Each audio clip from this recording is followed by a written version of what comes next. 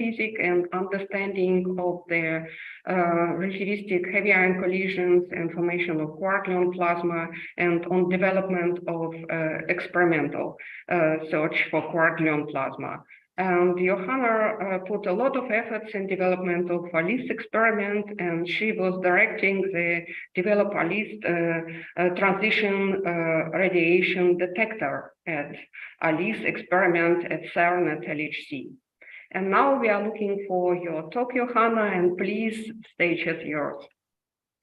So thank you very much for the kind introduction. So I'm very happy to now tell you in the next 35 minutes what I'm working on. So this is the so-called phase diagram of strongly interacting matter. You see here a phase diagram, and I will explain more in a few slides. And I think by the end of the talk, you hopefully know what we know about this phase diagram and why it is interesting. Now, let me first put everything into the big picture. This is a sketch of the evolution of our universe. We are now about 13.7 billion years after the Big Bang. The universe has cooled to about 3 Kelvin. And what we shall be concerned with in this talk is the time scale between about 10 to the minus 11 seconds and microseconds. So the time between the electroweak phase transition and the transition when the state of matter I'm interested in turns into the normal matter that is surrounding us now, like protons, neutrons, atomic nuclei. And so this matter consists of quarks and gluons. And since you are not all particle physicists, let me first explain what you need to know to understand the rest of the talk. So quarks are fundamental particles. We know 6 types of them: up, down, charm, strange, top, bottom. And what I wrote underneath the name is the masses. So there's a very huge range of masses. The lightest ones are just a few MeV in mass. Then here we have about 100, 1,000, a few thousand, and the heaviest quark has about the same mass as a cold nucleus. Now, there are 6 corresponding antiquarks, and the interaction between the quarks is mediated by so-called gluons.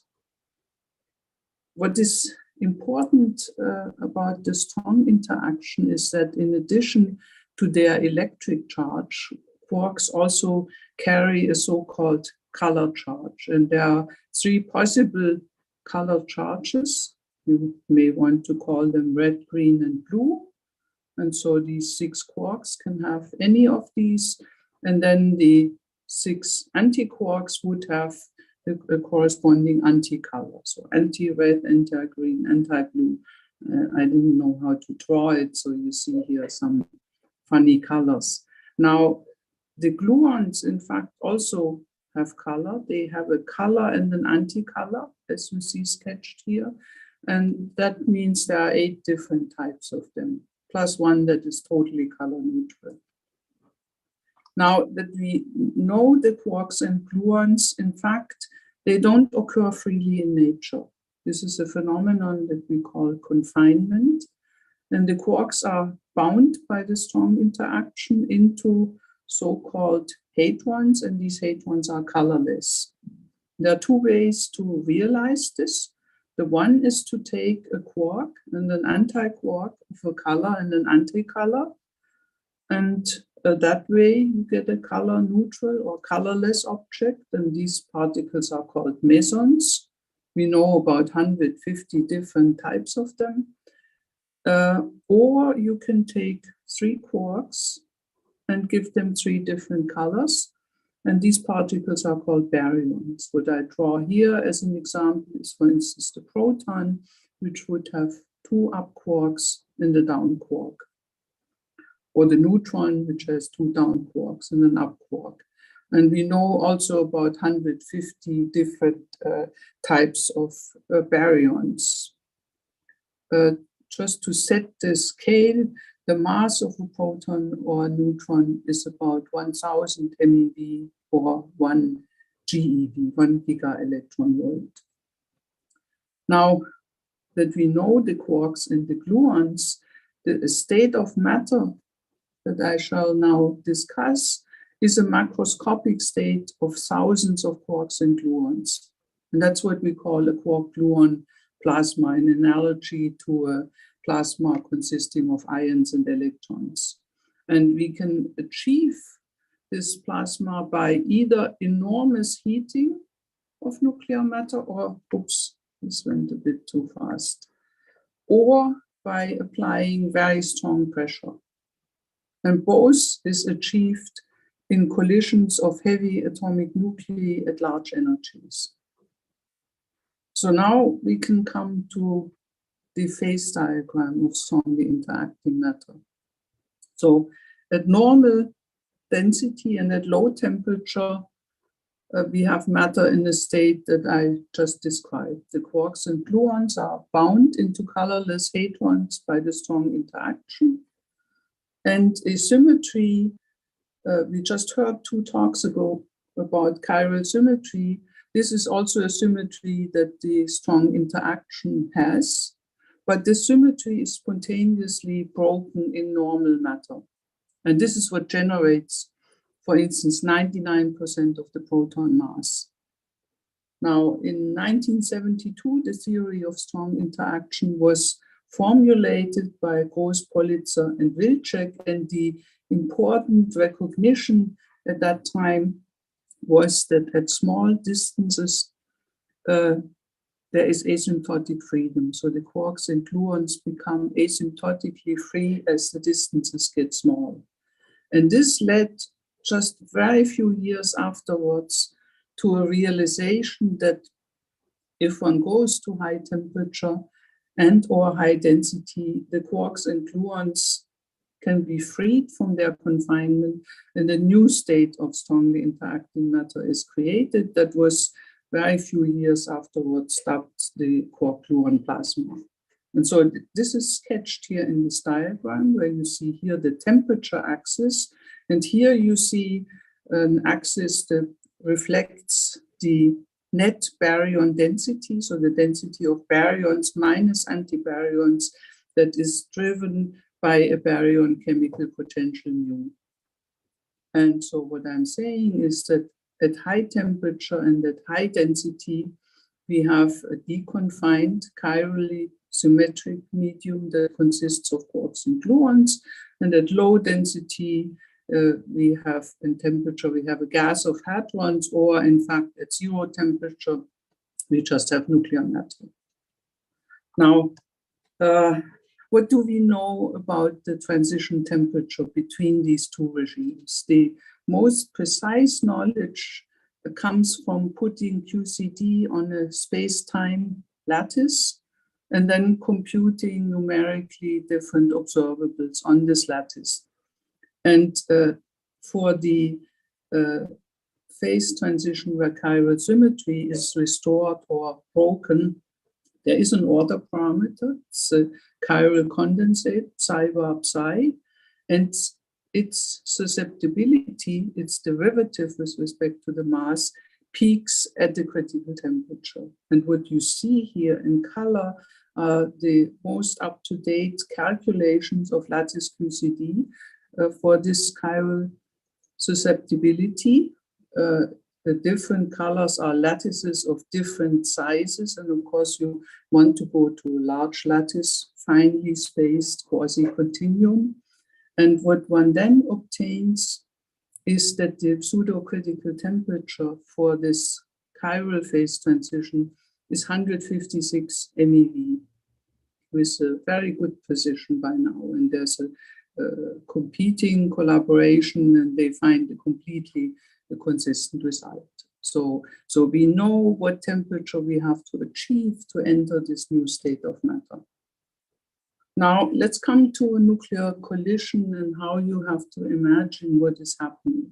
So before the collision, the 2 nuclei at very high energy, strongly Lorentz contracted, approach each other, In the nucleus, you have an energy density that is about 0.16 giga-electron volt per cubic femtometer. So it's a very high density, very high energy density, but by colliding the two nuclei, we go to even much higher density. So here we have the two nuclei colliding, they are compressed and heated.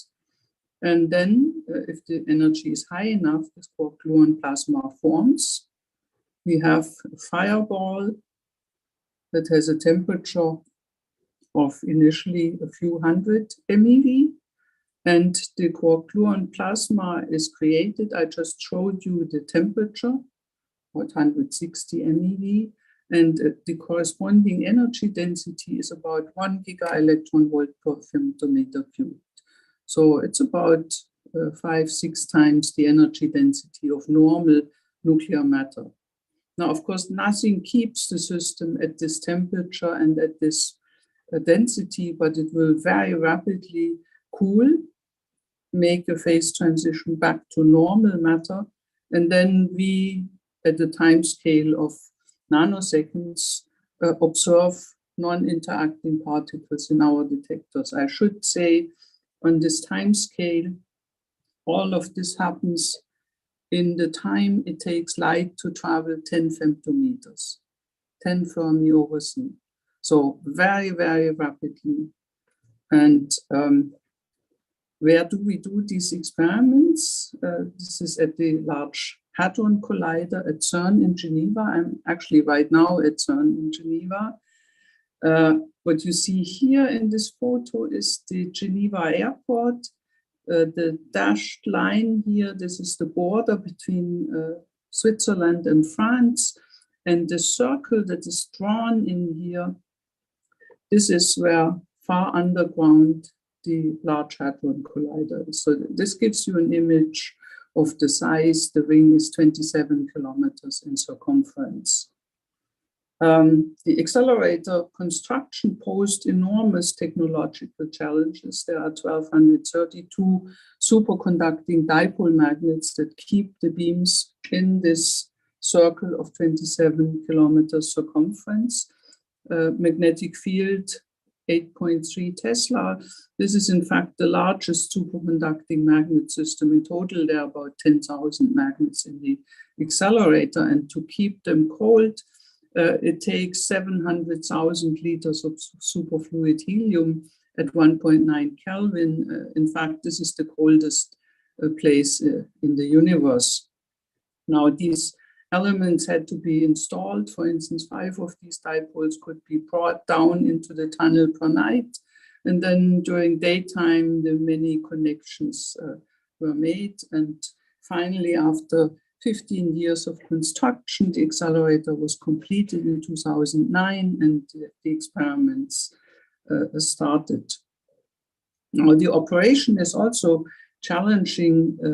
The energy that is stored in each of the colliding beams is an equivalent to an ICE at about 150 kilometers an hour, so 350 megajoules. And now, of course, when the beams are brought to collision in various places in the tunnel, only the smallest part of this energy is released in the collision. Only one part in 10 to the 11 each time when 2 of these bunches are crossing each other.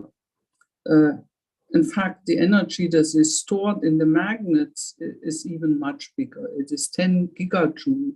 So this is the equivalent of an Airbus A380 flying at 700 kilometers an hour.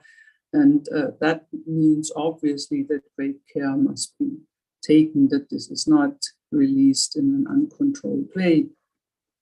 Now, when 2 nuclei collide at the LHC, each of the beams has an energy per nucleon of 2.7 tera electron volts. So the total energy is 208 times this for a lead nucleus, and then the same for the other nucleus. So in total, more than 1,000 TeV. In fact, this is a macroscopic energy. When 2 nuclei are colliding, this is 0.2 millijoule. about 6,000 times the mass of the two nuclei. And in fact, you could hear an individual collision if it wouldn't happen in vacuum. Of course, there is super high vacuum in the beam pipe. And having this energy available, one can do interesting things. Now, at 4 points around the ring, the beams are brought into collision, and there are 4 large experiments, and the one where I'm working and that is specialized to study these nuclear collisions is the ALICE experiment. I show you here schematically the setup just to give you an impression that these are big experiments. You see here a standard physicist down here, and this is all housed inside a magnet. What you see in red is the yoke that returns the magnetic flux, and this has about the same mass as the Eiffel Tower. And it is completely filled with instruments that measure what comes out of these collisions. The experiment, of course, to build this takes many people. There are currently about 1,000 scientists working in ALICE from 172 institutes, 40 countries, and about 130 of them are from Germany. The instruments we cannot purchase. We have to build them ourselves entirely, even including the microelectronics, the chips. And what you see here is a detector that forms the heart of the ALICE experiment. It is a large gas-filled detector, the so-called time projection chamber, and it allows to make a 3D image of all the charge tracks that come from a collision. Up to 15,000 of them per event are recorded in this detector. And to give you an impression of the size, this is a volume of about 100 cubic meter. And when a charged particle is traversing this volume, it ionizes the gas. And then there's a high electric field, and it means the electrons drift towards the end. The ions drift in the other direction. And at the end, we measure the space point and the arrival time of the electrons. And we do this with a readout granularity of 560 million pixels. And that means that for every track of a charged particle, we measure up to 160 points with better than 500 micrometer resolution in all 3 dimensions. So we can very precisely see where the charged particles are. Of course, once the detector is all closed up, you only see the cooling that transports away the heat that is generated by the electronics. You see here the inside of the detector while we were building it. This is the stripes you see here. This is the voltage divider that brings over 2.5 meter voltage of 100 kilovolt down to ground potential. And then here where these yellow wooden boards are, chambers were installed later that measure the arrival time and point and amount of the electrons. So this is the whole experiment ready inside the magnet. The doors are ready to be closed, and then you turn the magnet on, and then you can bring in the beams and bring them to collision. This is 50 meters above ground, and you see here the control room where the experiment is controlled just by a handful of people. And this is what we see for every collision. A few thousand charged particles.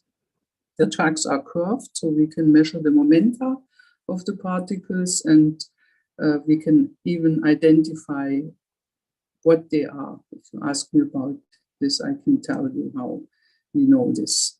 So what we have then is this fireball emits particles. We detect them. We find out what they are. There are also photons, there are electron pairs, protons, pions, and so on. And the first question we can ask is, what are these particles and how frequently each type is produced? And this is the summary of a few years of measurements. These are the yields of different identified particles divided by the spin degrees of freedom so that we get a simpler picture. And you see here, the points are the experimental measurements: pion, kaon, proton, particles with strange quarks, 1, 2, 3 strange quarks. Here come atomic nuclei, deuterium, helium 3, helium 4, a nucleus that has a strange baryon, the lambda particle. And you see that, first of all, there are always 2 points, a red one and the green one. This is the particle and the antiparticle. And you see that their yield is the same. Yeah? Antihelium and helium are produced in equal proportions. And the other thing you notice is that there is a very dramatic decrease of the particle production with increasing mass. This covers here 9 orders of magnitude. And then, in addition, you see that there are blue lines. And the line is the result of a model calculation when we treat the system as a statistical ensemble. And we take here a very simple statistical ensemble because we have so many particles in the system, we can take a grand canonical ensemble. And at the Large Hadron Collider, where you have equal abundances of particles and antiparticles, this statistical ensemble is controlled by one single parameter, and that is the temperature, only the temperature. And now we can ask, what temperature does it take to reproduce all of these different particle yields? And the temperature we find is 156.5 MeV. Now, this is the temperature when the yields of the different hadrons are frozen in. Yeah? So at an earlier time, we know that the system was hotter. It is in this quark-gluon plasma phase. It cools down. It hadronizes from quarks and gluons into protons and so on, nuclei. And the yields are frozen in at 156.5 MeV. Now, let me skip this and immediately put this in relation to the phase diagram. So this is the point I just showed you, 156.5 MeV at 0 net baryon density or 0 chemical potential. Now, we did this for experiments at other accelerators that were done earlier or in part in the US at RIC at the same time. And you get an equally good description of particle production. And these are the red points that you see here. And what you see is that, first of all, they're all well described as a statistical ensemble. Obviously, when you increase the beam energy, there is a limiting temperature. And that limiting temperature agrees exactly with what we calculate in lattice QCD for the pseudo-critical temperature for the phase transition. So the picture is the system hadronizes and then quickly freezes out. And therefore, the experimental freeze-out points delineate at high energies, at high collision energies, the phase boundary. And why this is so, we think it's not an accident, and we can come back to this maybe in the discussion. Elena, how many minutes do I have? You still have 8 minutes. Good, then I can show you the spectra and the probe of deconfinement. So now we have looked at the abundances. Let's look at the spectral distribution, the momentum distribution of the emitted particles. And we do this perpendicular to the beam direction because then this is Lorentz invariant.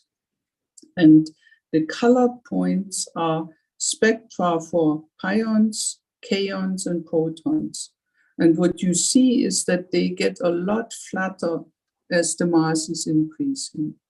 So this is not a Boltzmann distribution where they would all look the same, but rather this flattening indicates that there is very strong hydrodynamic expansion of the system.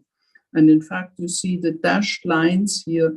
This is a model that incorporates this hydrodynamic expansion, and the expansion velocity at the surface is 3/4 of the speed of light. So this is the Hubble expansion of our nuclear fireball. And of course, that is driven by the tremendous initial pressure, just the thermal pressure of the fireball. And you see here, if you plot the slope constant of the spectrum for the different particles, is strictly scales with mass. And that is because the random thermal motion of 156 MeV is superimposed by this radial expansion that at the surface is 3/4 of the speed of light. Okay, so now we know we have a system where we can measure the critical temperature for the chiral phase transition. It expands hydrodynamically, driven by the large initial pressure. What do we know about deconfinement? Are these quarks and gluons really free in the plasma? And here I will give you, I think, our best argument for this. And this is to look at a specific class of particles that is called charmonia. And specifically one of them that has a double name, it's called J-psi, because it was discovered simultaneously in 2 labs at the same time in 1978. And it is the triplet 1s state of a charm and anti-charm quark. So this is a hydrogen-like or positronium-like state. It has a mass of about 3 GeV. It has a radius of about half a femtometer. And the original idea about charmonia by Matsui and Satz already in 1986 was that if you implant charmonia into a quark-gluon plasma, you should see a modification that is the equivalent of the bi-screening, but for the strong interaction for QCD. So you have a large density of color charges, and they screen the interaction between the charm and anti-charm quark. And that means the charmonia should be suppressed in nuclear collisions. And in fact, the bigger objects disappear at a lower temperature, and the smaller, more compact objects at a higher temperature. And this idea has driven the field for quite some years. But then in the year 2000, we had a new insight, and that is, even if the quark-gluon plasma completely screens the interaction, the charm quarks remain in the system. They are formed in hard initial collisions very early on, in the first tenths of a Fermi of the collision, and then they are in the fireball. So when the system hadronizes, also these charm quarks must show up in hadrons. And charmonia, CC bar states, could be formed at that time, again, from deconfined charm quarks. And this becomes very important at the colliders when you have many charm quarks. Yeah, in a lead-lead collision at the LHC, you have about 100 of them, and 100 anti-charm quarks. And the production from free quarks at hadronization scales quadratically with the number of charm quarks you have in the system. So the picture at low energies would be, you form the CC bar, it is deconfined, the quarks diffuse in the system, and eventually when the system hadronizes, they pick up a U or a D quark and they form what is called a D meson. But at high energy at the LHC, this would be the picture. You have many of them. They are free, they diffuse, they move around, they equilibrate in momentum. We have good indication for that. And then as the system hadronizes, you can make J-psi, CC bar states again. And so if you look at the yield, how many shape size do you get in a nuclear collision relative to what you observe in the proton-proton collision, then you would say at low energies, I should explain here, this is how many nucleons participate in the collision. Yeah, when the two nuclei are colliding, it's not always 208 on 208, but they can be somewhat displaced, and they can go all the way from 0 to 2 times 208. Yeah, so if you have at low energies, you would say the more violent the collision, the more plasma you have, the hotter, the less shape size, because the interaction is screened. But this trend should turn around at high energy. And in fact, you should see more. And this is what we went out to search for at the LHC. So this picture was drawn just as the LHC was taking up operation by Helmut Satz and a colleague. And the question was, do we just see thermal dissociation with increasing energy density, or do we see the statistical recombination as the system freezes out, goes from quark-gluon plasma back to normal? And these are the data. So the blue points, this is for RIC, relatively low energies, and the red points are for the LHC, and we can look forward and at center of mass, velocity of the system, and so the energy density in the center is higher, and is also higher the more particles are produced. And what you see is, comparing to this picture, is clearly we don't see a melting scenario, but rather a strong enhancement with increasing energy. And this strong enhancement can come about only if the quarks are not confined, if they are free in the plasma. And in fact, the last picture I want to show you, I can put now this charmonium, the 1s CC bar state, in relation to the other particles, hadrons and nuclei that we observed. And it's way up, right? As compared to, say, helium-3, this is a factor 900 higher. And the reason is that these charm quarks are impurities in the system. They are not produced thermally, but they are put in by hand. They are put in by hard initial collisions of gluons. They stay there as impurities. And then at hadronization, because everyone can combine with everyone, you get this enhancement by a factor 900. And the yield is perfectly consistent with what we expect, again, in this simple grand canonical statistical hadronization picture. So let me skip this and let me try to summarize what you should have seen. So nuclear collisions at the LHC are an excellent environment to produce the quark-gluon plasma. We get, because the colliding nuclei lose about 85% of their energy in the collision, a high energy density in the central firewall. The yields of produced hadrons are perfectly reproduced by a statistical ensemble. In fact, the statistical operator is the same as in QCD. And this way we can delineate the phase boundary where the quark-gluon plasma turns back into normal hadronic matter. And the temperature that we measure is in precise agreement with most up-to-date lattice QCD calculations. Now, an interesting fact that we could discuss is that even very fragile nuclei and hypernuclei follow the same systematics.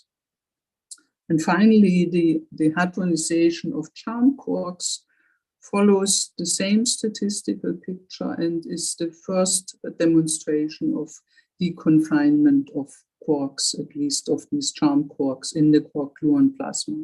Now, we have in the meantime several observables that probe the medium properties of the quark-gluon plasma, and I think we will see some of them in the talk by Barbara Jacek tomorrow.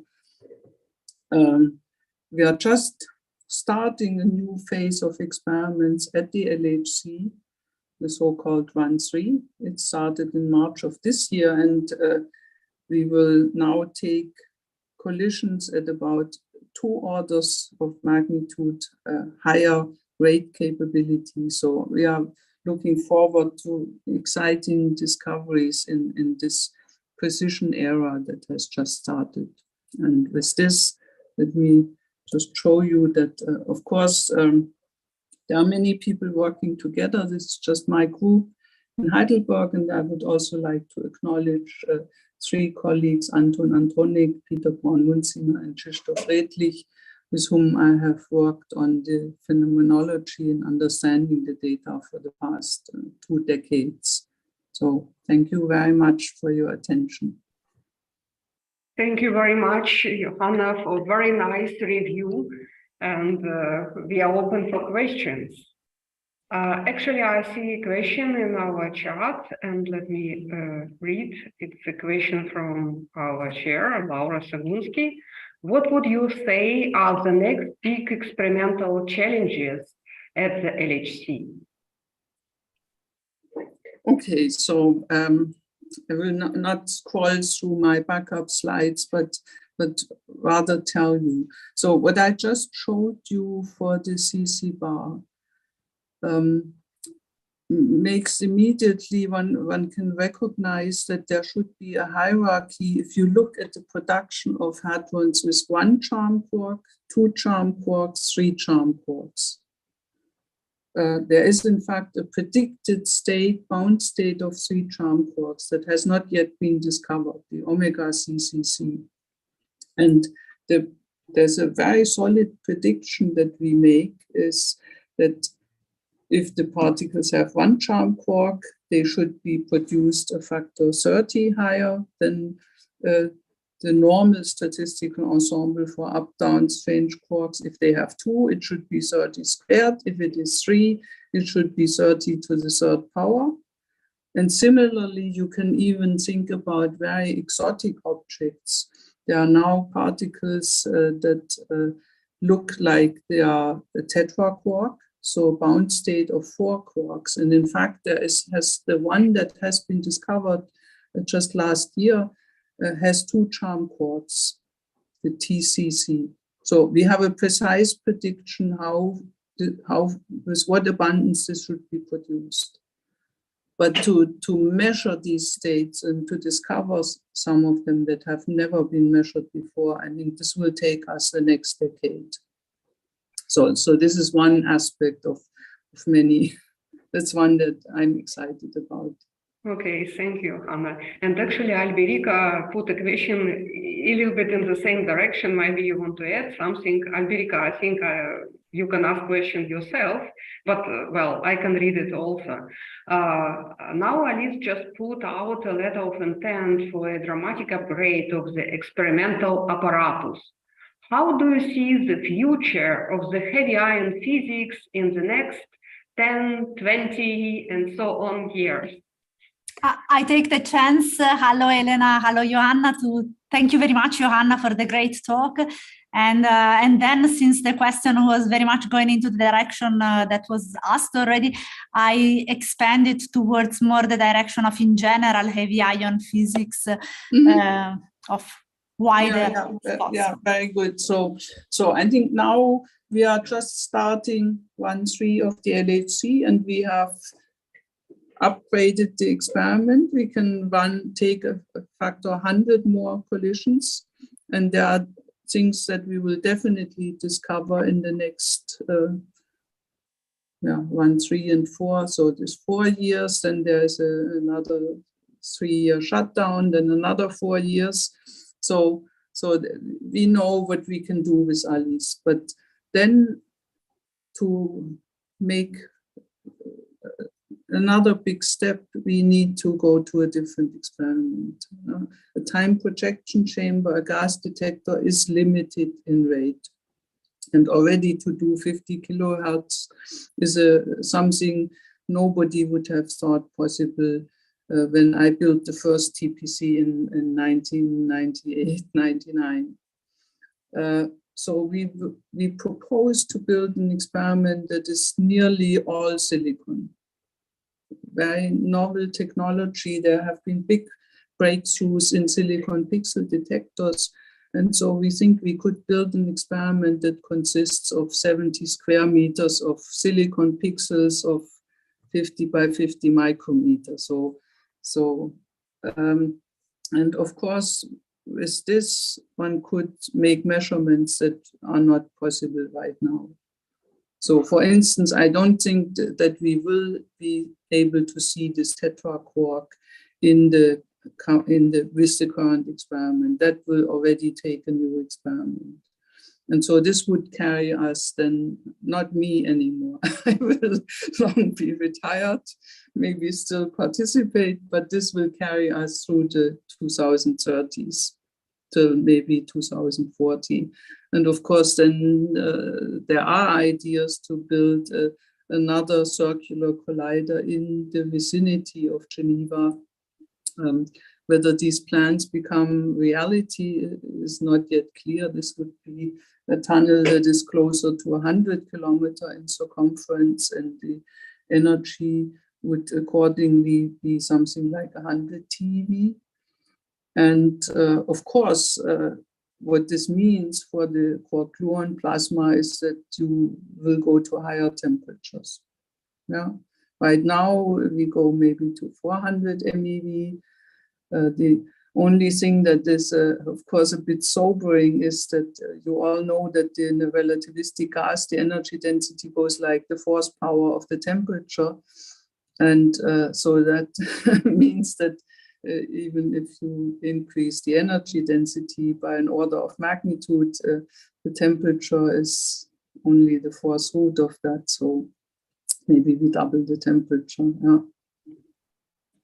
Okay, thank you, Hannah. I think we can take only one question. We have a few in our chat. How does Atlas detector compare to ALICE detector? What different things do you measure? Okay, that's a very good question, because indeed all 4 LHC experiments participate in the nuclear collisions, also LHCb in the future. Now, the emphasis is different because Atlas and CMS are specialized in high detection of high momentum particles. So there are phenomena that you can study if you go to very high momentum, and you will hear some of this by Barbara tomorrow. We have high energy quarks that come from the initial collision of gluons, and they materialize as so-called jets. And the jet reflects what happens to a quark as it passes through the quark-gluon plasma. The way it is losing energy, the way it is diffusing, the way the plasma reacts, maybe with a Mach cone, to this very relativistic quark zipping through. And these are things that can be very well studied by Atlas and CMS. However, a lot of the probes that I showed you today require that either you measure all particles, for instance, for the germanium, if you go just to 6 GeV, as Atlas can do, or 6.5 as CMS can do, you see none of this physics. You see it if you go very close to zero momentum. You have to measure all of them. And in particular, you have to measure the ones that have sort of thermal energies, thermal velocities. And so the same goes for correlations. I have not shown you any of this, but we study correlations between particles, and we will learn, I think, a lot about the nature of the phase transition, whether this is second order, whether this is of O4 universality class, as we believe right now, by looking at correlations. But these are, again, dominantly at low momentum. So I think what the way to distinguish it is Alice measures down to 0 momentum and identifies the particles, and Atlas and CMS are specialized in high momenta. And we're just looking at different aspects of the plasma. We probe different properties. Okay, thank you very much, Johanna. Unfortunately, we cannot take all questions because we have to move further. I propose we all thank Johanna again for very nice review. Thank you, Johanna. And anybody can send me email if you still have a question. Sure, we will send you these questions by mail. Yeah. Thank you very much. So I have to stop.